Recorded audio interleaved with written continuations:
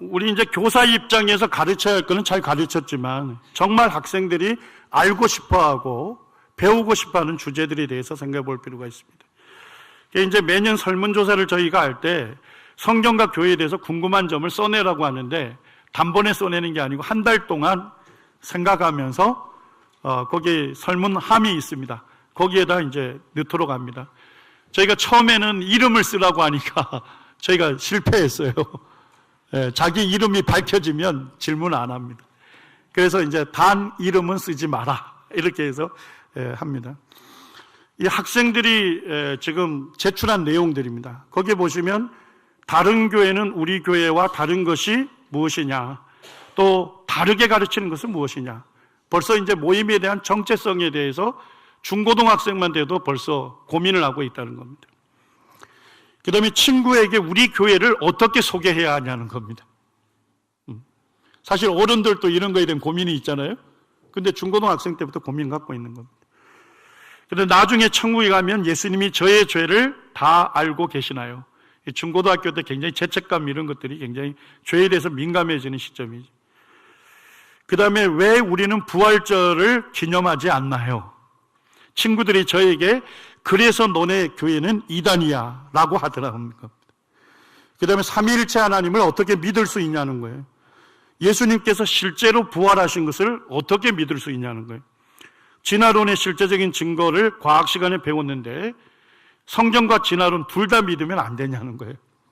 학생들의 질문, 궁금한 점이 사실은 어른들보다 더 깊은 것 같은 느낌이 듭니다. 그래서 이와 같은 주제를 저희가 이제 정리를 해서 교사들이 먼저 모여서 토의를 합니다.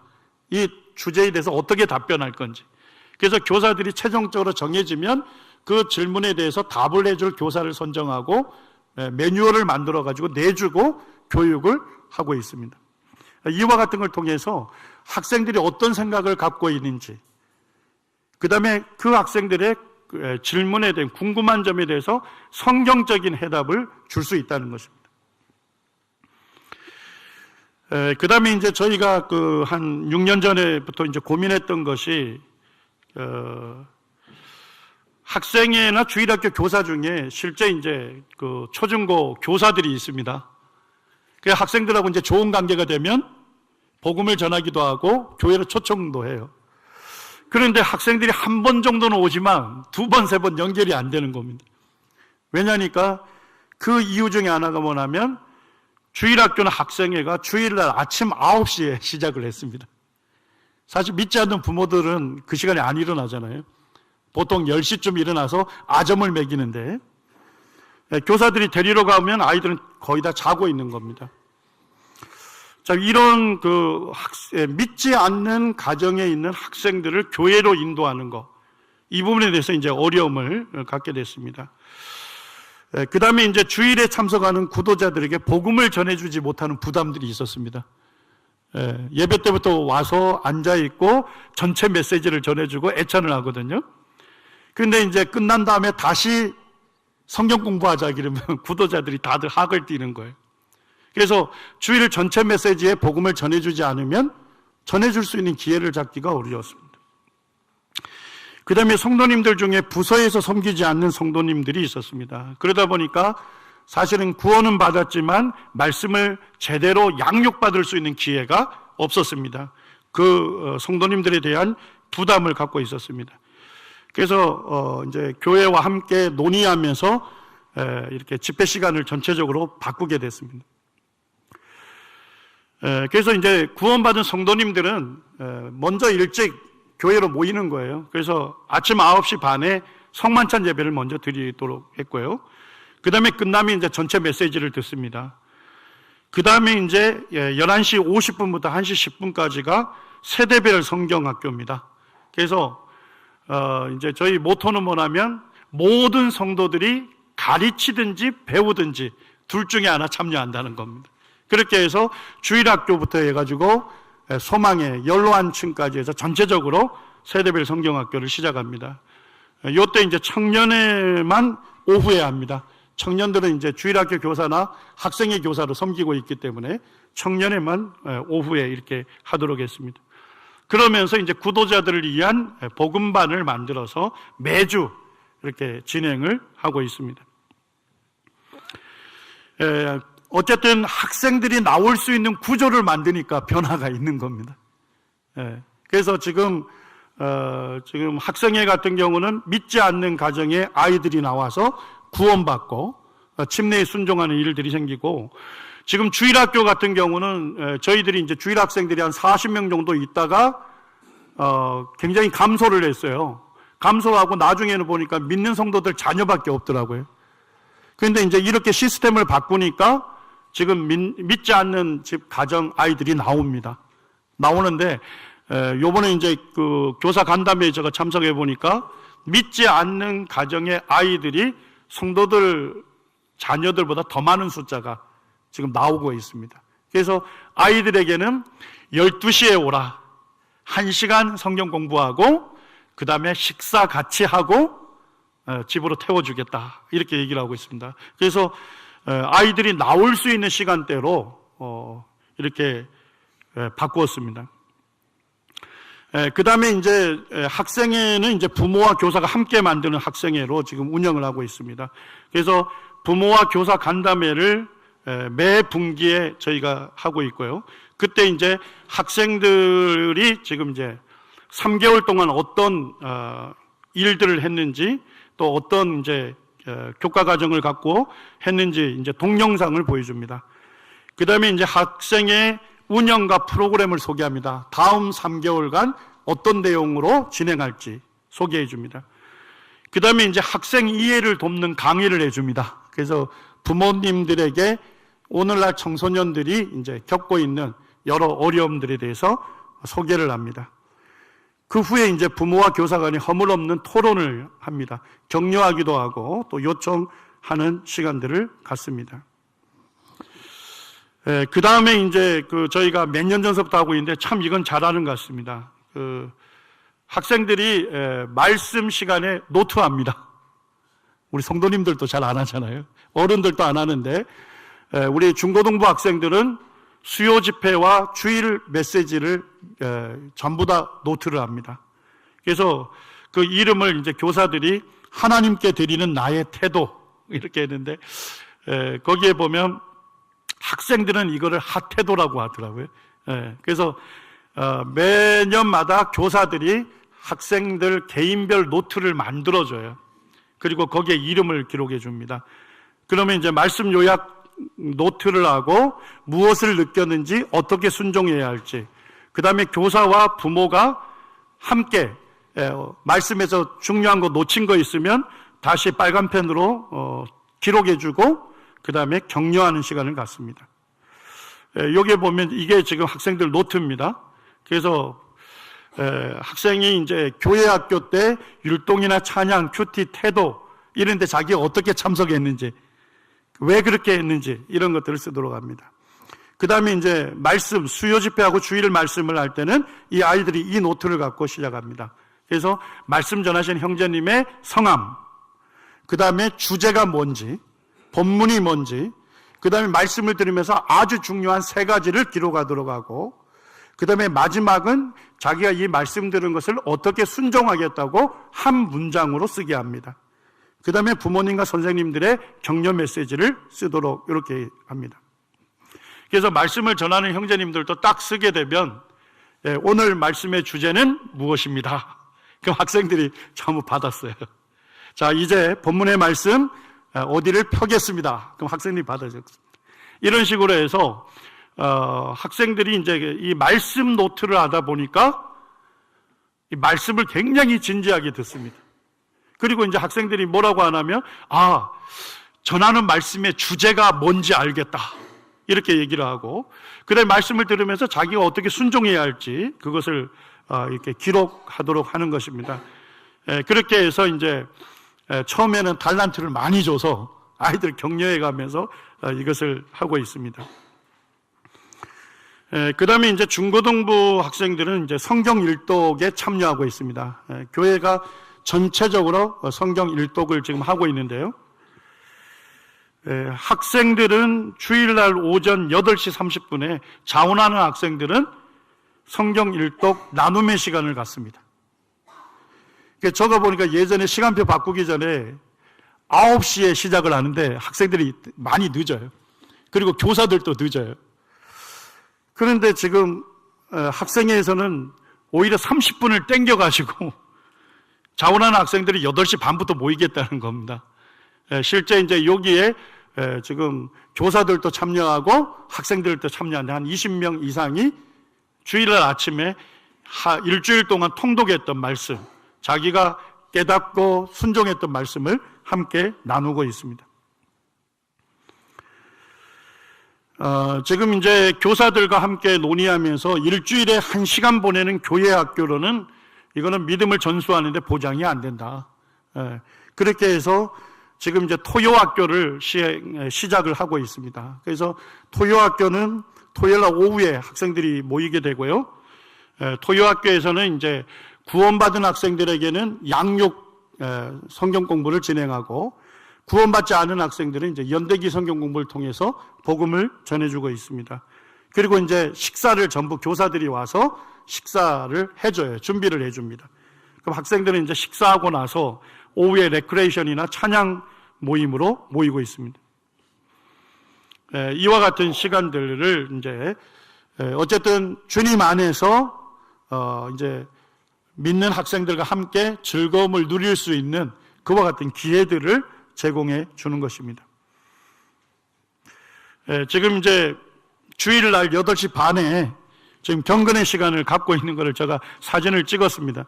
저쪽 왼쪽에 또 앉아있는 학생들이나 교사들이 있는데 이게 다 안 나왔습니다만, 학생들이 굉장히 이 시간 딱 되면 진지하게 참석하고 있고요. 그 다음에 교사, 책임 맡은 교사는 일찍 나와서 간식을 준비합니다. 일찍 나오기 때문에 밥을 못 먹고 오는 학생들도 있기 때문에 테이블에다가 김밥이라든지 또 샌드위치, 커피, 음료 이런 것들을 놔두면 학생들이 그걸 먹으면서 이제 돌아가면서 나눔의 시간을 갖고 있습니다. 그리고 이제 토요일 날 저녁에는 자매님들이 오셔서, 엄마들이 오셔서 이렇게 음식을 준비해 주고 있습니다. 그리고 이제 주일학교에서는 토요일마다 그 임마누엘 FC라고 해서 축구 모임을 진행합니다. 그래서 초등학교로 가서 그 마을에 있는 아이들을 모아서 축구를 가르쳐 주기도 하고 함께 게임을 해줍니다. 그래서 놀아주고 끝난 다음에 교회로 데리고 와서 아이들 저녁을 먹입니다. 그리고 먹이고 이제 좋은 타이밍이 되면 또 아이들에게 복음을 또 전해주고 주일날 주일학교로 올 것을 권해줍니다. 그리고 이제 저희들이 그 중고등부 학생들은 책임감 있는 한 지역교회의 성도로 저희가 준비시키려고 합니다. 그래서 학생회 같은 경우는 사회를 학생들이 보고요, 찬양 인도도 학생들이 합니다. 예전에 이제 저희 부모들이 굉장히 고민했던 게 뭐냐면, 아이들이 중고등학교 들어가면서 이 세상 노래를 굉장히 좋아하잖아요. 세상 노래가 이렇게 부르기도 편하고 그 리듬감이 있어요. 그래서 이제 성도들 자녀인데 아이들이 이어폰을 끼고 머리를 흔드는 걸 보면 이 찬양을 듣는 것 같지는 않은 거예요. 그래서 많은 부모들이 이제 고민을 얘기를 했습니다. 그래서 이제 저도 생각하면서 중고등부 때는, 그 나이 때는 뭔가를, 음악을 듣고서 머리를 흔들어야 하는 시기거든요. 세상 음악을 듣고 흔들 것인지 아니면 찬양을 듣고 흔들게 할 건지, 그 두 가지 중에 하나인데, 그 학생의 교사들이 악기를 배우기로 결정했어요. 아이들에게 악기를 가르쳐 주기 위해서. 그래서 몇 명의 교사들이 이제 기타나 이런 다양한 악기를 배우기 위해서 학원을 등록했습니다. 그리고 자기들이 배운 걸 갖고서 토요일날 오후에 악기 지도를 했습니다. 그래서 아이들을, 배우고자 하는 아이들을 모아놓고 그 악기를 가르치고 그 아이들이 찬양팀을 구성을 했습니다. 그래서 그 아이들이 이제 학생의 찬양을 인도하는 거예요. 제가 이제 한 번은 그 교회 사무실에 있다가 이제 그 학생들 모임 이렇게 토요일 날 좀 소리가 들려서 올라갔더니까 중고등부 학생들인데 자기끼리 모여가지고 이제 내일 학생회에서 드릴 찬양을 미리 연습하는 거예요. 근데 그 학생 중에 한 명이 대표 기도를 하더라고요.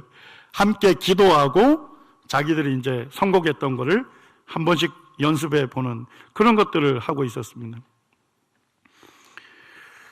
학생의 강고도 교사가 하는 것이 아니고 학생들이 하게 합니다. 그래서 강고 담당 교사가 있습니다.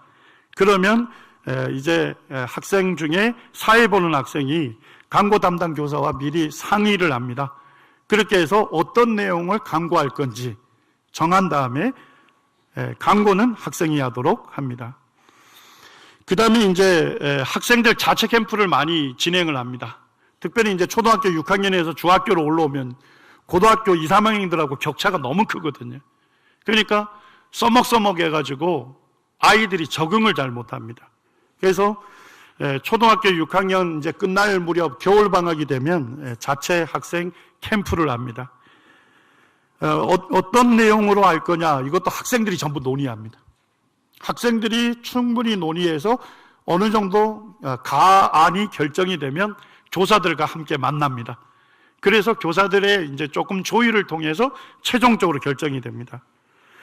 그리고 이런 모든 진행들은 학생이 하도록 합니다. 레크레이션 담당도 학생이 하고 찬양 인도도 학생이 하고, 교사가 하는 것은 뭐냐면 짧은 시간 말씀을 전해주고 이제 식사 시간에 돼지고기 구워주는 그런 일들을 교사들이 담당을 합니다. 그렇게 해서 1년에 2번 내지 3번의 자체 캠프를 저희가 운영을 하고 있습니다. 그리고 이제 저희 이제 남원서문교회 주체로 해서 섬기는 이제 청소년 창조과학 스쿨, 또 교회 수양회 여름 성경학교에는 중고등학생들이 전부 스텝으로 참여합니다. 학생들이 여기에다 딱 스텝 이렇게 딱 붙이고 자기 이름을 붙여요. 그러면 이제 창조과학 스쿨 같은 거 진행할 때 보면 그 학생들을 조율하는 담당 교사 2명이 있습니다. 그러면 이제 교회에서 모이면 교사가 어떤 그 일들을 해야 할지, 뭐 강사님 음료는 누가 준비하고 이런 것들을 목록을 전부 준비해 옵니다. 그리고 학생들에게 나눠주고 자기가 자원하는 걸 체크하게 합니다. 그렇게 해서 중첩이 되는 걸 최종적으로 조율을 하게 합니다. 그럼 학생들이 전부 그 캠프를 학생들이 진행하는 거예요. 그러니까 학생들이 학생을 섬기는 캠프로 진행을 하고, 매일 저녁이 되면 이제 그 스텝에 참여하는 학생들하고 교사가 모여서 마지막 체크를 해주고 내일을 준비합니다. 이렇게 해서 학생들이 어쨌든 주님의 일에 동력하고 참여함으로써 또 그들 가운데 이 캠프를 통해서 구원받는 아이들이 또 간증도 하고 이러잖아요. 그런 놀라운 일들을 자기들이 보면서 참 이와 같은 일들이 얼마나 가치 있는 일인지 그걸 경험할 수 있도록 도와줍니다. 교회 수양에도 전부 스텝은 중고등부 학생들이 스텝입니다. 그렇게 해서 모든 일들을 학생들이 할 수 있도록 도와줍니다. 그리고 이제 학생과 청년들을 위한 선교지 방문도 정기적으로 진행을 합니다. 그래서 이 한국에서는 스마트폰하고 떨어질 기회가 없잖아요. 그리고 교사들하고도 충분한 교제의 시간을 갖기가 어렵습니다. 근데 선교지에 10일 정도 가면 스마트폰하고 이별을 해야 되죠. 그 다음에 10일 동안 교사들과 또 선교하고 있는 그런 형제자매님들과 함께 계속 이동하면서 교제를 하게 됩니다. 그리고 이제 선교지에서 복음을 전하는 이런 일들을 이제 보면서 정말 주님을 위해서 사는 삶이 얼마나 가치 있는 삶이냐, 얼마나 행복한 삶이냐 하는 것들을 경험할 수 있도록 이렇게 도와줍니다. 그리고 청년들은 이제 정규 집회 사회자로 준비시켜서 세웁니다. 제가 사실 고등학교 1학년 때 구원받고 나서 주일학교 교사로 섬겼거든요. 아무것도 모르는데 주일학교 교사를 알아 해서 제가 신발 정리부터 했고, 분반 모임을 하면 좀 소란스러운 아이들 옆에 앉아서 어깨를 지그시 눌러주는 보조교사를 했습니다. 1년 지나니까 수요일날 사회를 보라 하더라고요. 고등학교 2학년 학생이 사회를 봤습니다. 그런 것들을 경험하면서 제가 이 사천진리교회에 책임이 있는 성도구나, 그걸 의식을 어릴 때부터 가졌어요. 그런데 이제 교회가 지금 어쨌든 연령층이 높아져 가면서 사실은 중고등학생들은 아기 수준이고 청년들과 이 30대 같은 경우도 사실은 어리다고 하는 생각들을 많이 갖게 합니다. 대학만 들어가게 되면 이제 정규 집회 사회자로 준비시킵니다. 그래서 장로 중에 한 분이 이제 사회자 교육을 담당을 합니다. 그래서 매뉴얼을 만들어 가지고 정규 집회 사회는 어떻게 준비해야 하고 어떻게 멘트해야 하고 이것들을 이제 가르쳐 주고 한 달 동안 다른 성도님들이 사회 보는 것들을 배운 매뉴얼을 갖고서 서로 담당 장로하고 이렇게 논의하고 그렇게 해서 이제 세워서 사회를 보게 합니다. 저희가 지금 이와 같은 일들을 지금 하고 있는데요. 저희 이제 남원 서문교회 그 홈페이지에 들어가시면 저희 그 남원 서문교회 비전이 4가지가 있어요. 그 4가지 중에 중요한 한 가지가 아이들과 청소년들에게 희망이 되는 교회입니다. 그래서 이제 저희가 이 4가지에 집중하려고 합니다. 다음 세대 사역을 위해서 기도로 동력하고, 그 다음에 물질적으로 지원하고, 그 다음에 이제 그와 같은 캠프나 또 학생들 토요학교 때 성도들이 함께 동력을 하고, 그 다음에 교회학교 교사들을 위한 체계적인 그런 양육 프로그램을 제공하고 있습니다. 그래서 중고등부 학생회를 하나의 교회로 생각을 합니다. 그래서 구도자 학생들을 위한 성경 공부도 학생회 자체에서 진행이 돼요. 그래서 그와 같은 이제 담당하는 형제님은 어른들 진행하는 연대기 성경 공부반에 와서 1년간 배워요. 함께 이제 배우면서 또 전하도록 기회를 주고, 그렇게 해서 1년 준비시킨 다음에 학생회에서 이제 복음을 전하도록 이렇게 기회를 줍니다. 그 다음에 이제 학부모 교육을 제공을 하려고 합니다. 그래서 결국은 가정에서부터 변화되지 않으면 사실 교회가 변화시키기가 어렵죠. 그래서 결국 학부모들을 위한 그런 교육을 제공하고 있습니다. 이런 일들을 이제 저희가 몇 년 전서부터 진행하고 있는데 이제 조금씩 결실을 맺는 것 같아요. 좀 어렵긴 하지만 이와 같은 걸 통해서 믿지 않는 그 가정의 아이들도 또 그들이 구원받고 변화 입는 그런 것들을 저희가 보게 됩니다. 이제 제가 세 번째 주제를 좀 살펴보겠습니다. 2016년에 그 동아일보에 보니까 빅뱅 이론 주창한 지 90주년 그 칼럼을 썼는데, 그 주제가 빅뱅 이론은 학고부동한 진리인가 아니면 빅방으로 사라질 것인가, 이렇게 하는 주제를 다뤘는데, 우리는 학생들은 뭐예요? 과학교과서를 통해서 빅뱅 이론 소개받잖아요. 그러니까 학고부동한 진리라고 아이들은 그냥 습득을 해요. 그런데 제가 이 칼럼을 읽으면서 그 칼럼에서 얘기하는 것은 뭐냐면 빅뱅 이론에 많은 가정들이 있는데 그 가정들이 입증되지 않았다는 것입니다. 그러니까 빅뱅 이론은 만들어진 지 90년이 됐음에도 불구하고 학고부동한 진리가 아니라 이거는 빅방으로 사라질 가능성도 있다 하는 것입니다. 그런데 이런 내용은 문제는 뭘까요? 학생들은 접하지 못하는 정보들이죠. 지금 이제 학생들 그 과학 교과서에서 첫 챕터가 우주와 생명입니다. 거기에 보면 우주의 기원과 진화 이렇게 해서 빅뱅으로부터 시작해서 우주가 팽창이 되고, 그 다음에 입자들이 형성이 되고, 그 다음에 이제 그것들이 모여서 태양이 되고 또 떨어져서 지구가 되고, 이런 식으로 진화론적인 설명들을 모두 배우고 있습니다. 그래서 빅뱅으로 우주가 탄생했고 결국 진화를 거쳐서 오늘날 인간으로까지 되어졌다 하는 것을 스토리텔링 방식으로 풀어가는 거예요. 이 현직 교사들은 굉장히 컴플레인을 많이 합니다. 왜냐하니까 융합 교과서라는 게 다른 게 아니라 화학, 물리, 생물을 하나로 모은 거예요.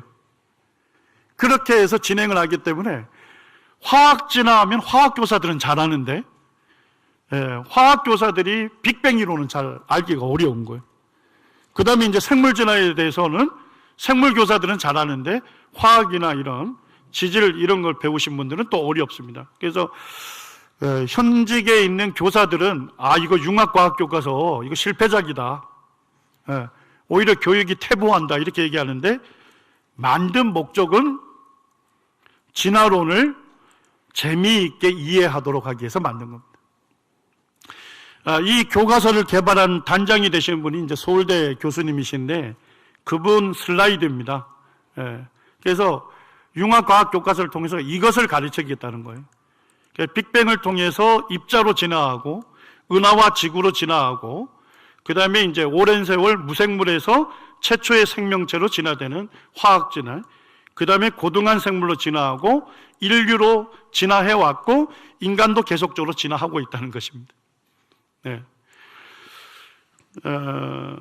제가 그 CTI에서 그 변증 과목을 가르치는데 그때 한번 이제 그 진행을 하는데 한 청년 자매님이 참석을 했어요. 근데 진화론의 그 과학적 증거들을 제가 하나씩 소개를 했는데 한 자매님이 굉장히 격하게 그 동의를 하더라고요. 고개를 끄덕 그렇지 이런 표정. 그래서 왜 그럴까 했는데 쉬는 시간에 저에게 찾아와서 자기가 지금 서울대학교 다니는데 이 융합과학 교과서를 개발하신 교수님 과목을 듣고 있다는 거예요. 그런데 이 교수님이 교회를 다니는 기독교인이에요. 그래서 맨 처음에 자기가 기독교인이라고 밝혀서 이 청년 자매님이 그래서 이제 굉장히 친하게 지내려고 항상 앞자리에서 수업을 들은 거예요.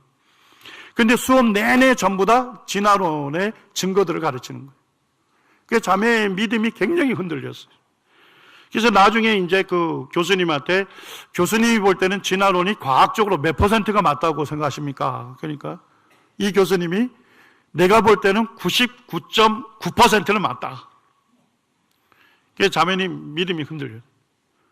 그래서 내가 대학을 빨리 졸업하는 게 중요한 것이 아니라 내 믿음을 분명하게 점검하는 것이 중요하다. 이래가지고 이제 휴학을 하고 CTI를 들어온 거예요. 근데 짧은 시간 한 7, 8시간 그 전해지는 시간을 통해서 자매의 문제가 완전히 해결이 된 거예요. 그러면서 이제 청소년 창조과학 스쿨에 스텝으로 참석하고 싶다 이래가지고 또 겨울에 왔고 지금은 이제 미국에서 대학원을 진학을 했는데 이 창조과학 사역을 하고 싶다는 이야기를 한 적이 있습니다. 그러니까 이걸 과학 교과서에 있는 내용을 그대로 잘만 가르쳐 주면 학생들은 자기 믿는 믿음에 대해서 의심하고 갈등하고 교회를 떠날 수 있는 그와 같은 가능성이 굉장히 높아집니다. 빅뱅 이론은 어쨌든 137억 년 전에 무한대로 뜨겁고 고밀한 어떤 한 특이한 점이 있었답니다. 근데 그 안에 오늘날 물질, 에너지, 심지어 우주 공간까지 그 작은 점 안에 있었다는 거예요. 그게 폭발을 하면서 오늘날 모든 물질로 진화해 왔다는 것입니다. 이것을 이제 처음으로 얘기한 분이 가모프라고 하는 물리학자입니다. 가모프라고도 하고 가모라고도 하는데 빅뱅 이론이 있기 전에는 과학자들이 뭘 믿었을까요? 과학자들이 우주는 시작도 없고 끝도 없다고 믿었습니다. 그러니까 우주는 영원한 거예요. 그러니까 우주 자체가 뭐예요? 경배의 대상이 됐던 거예요. 그런데 이제 빅뱅 이론이 나오면서 우주에는 뭐가 있게 됐습니까? 시작점이 있게 됐고 빅뱅을 통해서 모든 것이 존재하게 됐다. 이렇게 진화론적 사고가 갖게 된 겁니다. 빅뱅 이론하고 성경이 타협을 할 수 있을까요? 빅뱅에 의해서 모든 것이 존재한다. 이렇게 빅뱅 이론에서는 가르칩니다. 자, 근데 성경에서는 모든 존재하는 것은 누구에 의해서 창조됐습니까? 하나님에 의해서 창조가 된 거죠. 빅뱅에서는 무에서 고도로 정교한 물리 법칙이 작용했다는 겁니다. 자, 그런데 물리 법칙은 어떻게 생겨날 수 있을까요? 연력학 제1법칙에 보게 되면 에너지는 다른 형태로 에너지로는 바꿀 수 있지만 새로 만들어지거나 소멸되지는 않습니다. 그런데 빅뱅 이론은 무에서 모든 것들이 존재하게 됐다는 거예요. 연력학 제1법칙이 위배가 되는 거죠. 자, 그런데 성경은 무에서 이 모든 것들이 어떻게 존재하게 됐습니까? 하나님의 말씀으로 창조가 된 것입니다. 빅뱅 이론을 받아들이게 되면 우주의 연대가 137억 년이 되는 거죠. 자, 그런데 성경을 받아들이게 되면 우주와 모든 생물은 얼마 기간에 창조됐습니까? 6일 기간에 창조가 된 거죠. 빅뱅 이론에서는 태양이 먼저 존재하게 됐고 태양에서 일부가 떨어지면서 지구로 진화됐다고 가르칩니다. 자, 그런데 성경에서는 지구하고 태양 중에 뭐가 먼저 존재했어요? 예, 지구가 먼저 창조됐고 태양은 창조 4일째에 만들어졌습니다. 빅뱅 이론에서는 대폭발에 의해서 무질서한 것이 점차 시간이 지남에 따라 어떻게 됐습니까? 점차 질서 정연한 것들로 만들어져 간 거예요. 진화되어져 갔습니다. 그렇지만 성경에서는 언제 가장 완벽했답니까? 창조 최초 때에 질서정연한 완벽한 우주가 만들어졌다는 겁니다. 그러니까 빅뱅 이론을 받아들이면서 동시에 성경을 믿을 수 있을까요?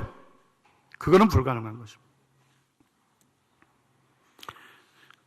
이걸로 들어가면 다들 주무실 것 같은데 별로 뭐 어려운 거 아닙니다. 몇 가지만 제가 얘기. 자, 빅뱅 이론을 얘기하면서 증거를 제시한다는 게 문제죠. 그 증거 중에 하나가 적색편의 현상입니다. 우리가 이제 별에서 오는 빛을 프리즘을 통과하게 되면 여기에 보면 이제 별빛 스펙트럼이 만들어져요. 빨주노초 반환보. 그 다음에 여기에 보니까 검은 흡수선이 보이죠. 이게 보면 가까운 별들의 흡수선은 이쪽에 어쨌든 적색 쪽에 가까이 있죠. 좀 더 멀리 있는 거는 어디로 더 치우치죠? 적색으로 더 치우치죠. 더 멀리 있는 거는요, 더 적색으로 치우칩니다. 적색 편이란 말 아시겠죠? 적색으로 편의된다 이런 얘기입니다. 그런데 적색 편의가 작은 것들은 가까이 있는 것들이에요. 그리고 멀리 있는 거일수록 적색 편의가 더 많이 이루어진다 하는 것을 이 허블이라고 하는 과학자가 발견했다는 것입니다.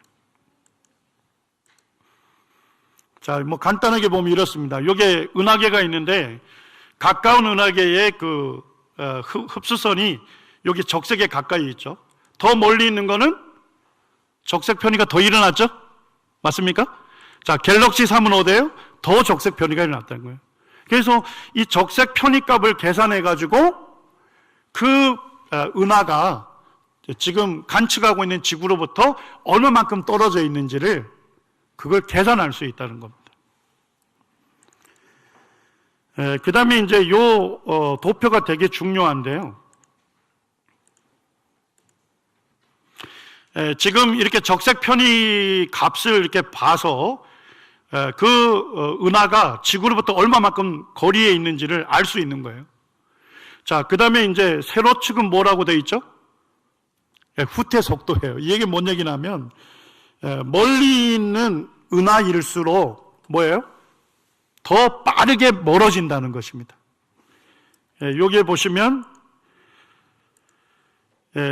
200만 강년에 있는 거는 요 정도의 후퇴 속도를 갖는다는 거예요. 그런데 1200만 광년에 있는 거는 더 빠른 속도로 지금 흩어지고 있는 거예요. 멀어지고 있다는 겁니다. 자, 그러면 성도님들 한번 생각해 보시죠. 멀리 있는 은하가 더 빠르게 멀어지고 있어요. 자, 그러면 거꾸로 시간을 돌릴 수 있겠죠. 맞습니까? 거꾸로 하게 되면 팽창되어 있는 우주가 줄어들겠죠. 줄어들다 보면 뭐가 있을 거예요? 빅뱅이 일어난 시작점이 있을 거란 거예요. 그래서 빅뱅 이론이 주창이 된 겁니다.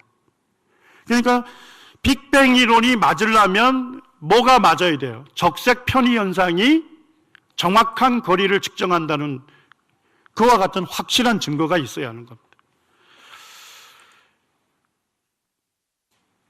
그 다음에 이제 빅뱅이 일어났다는 두 번째 증거가 우주 배경 복사입니다.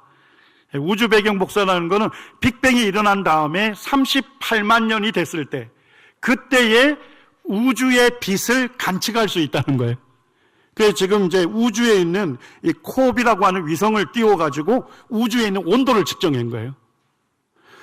근데 빅뱅 이론자들이 처음에 가정을 내린 건 뭐였냐면, 우주가 작습니까? 예측하기 어렵습니까?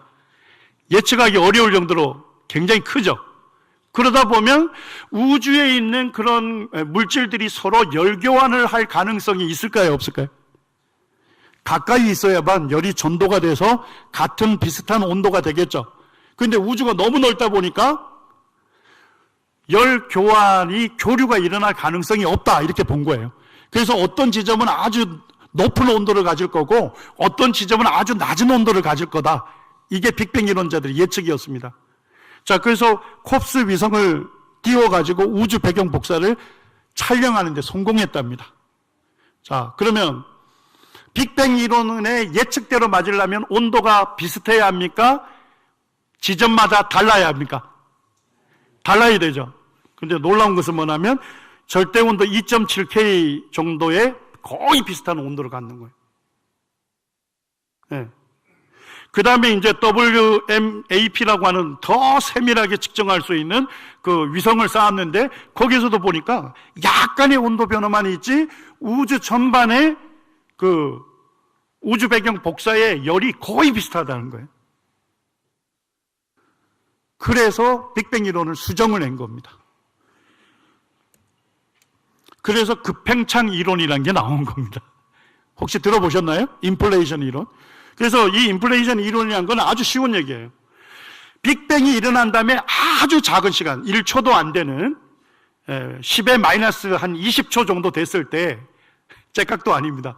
그때에 빅뱅의 작은 점에서 거기에 있는 것들이 전부 작은 점에 모여 있으니까 뭐가 가능할까요? 열이 교류가 되겠죠. 그렇게 해서 전체가 다 비슷해진 다음에 갑자기 뭐 했다는 거예요? 급팽창을 했다는 겁니다. 자, 그러니까 우주 전체가 어떤 온도를 갖게 됐습니까? 거의 비슷한 온도를 갖게 됐습니다. 자, 급팽창의 증거가 있기 때문에 이렇게 이론을 만들었을까요? 아니면 급팽창 할 수밖에 없기 때문에 증거는 없지만 만들었을까요? 네, 증거 없습니다. 조금 이따 살펴보겠습니다. 급팽창했다는 증거가 하나도 없어요. 그런데 급팽창했을 것이다. 교과서에서는 급팽창했다고 나옵니다. 교과서에서는 더 심플하게 얘기해줘야 하니까 빅뱅이 일어난 이후에 10의 마이너스 20초 됐을 때 그때의 열교환이 다 이루어졌고 열이 거의 비슷한 상태에서 아주 짧은 시간 급팽창이 일어났기 때문에 우주 전체의 온도가 비슷하다. 학생들은 딱 들으면서 이렇게 됐구나, 이렇게 배우는 거예요. 근데 증거를 배우지는 않습니다. 자, 이제 이 정도 하겠습니다.